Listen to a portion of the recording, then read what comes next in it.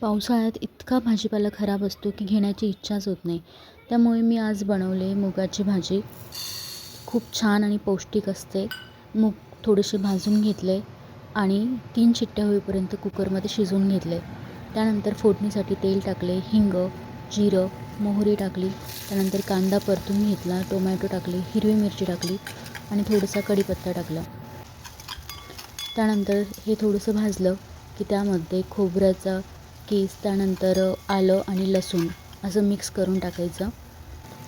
हे सगळं परतून झालं की त्यामध्ये हळद, लाल तिखट टाकायचं.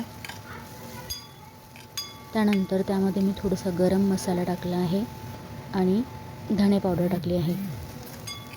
हे सगळं मिक्स करून झालं, व्यवस्थित शिजलं की आपले बॉईल झालेले मूग त्याच्यात टाकायचे.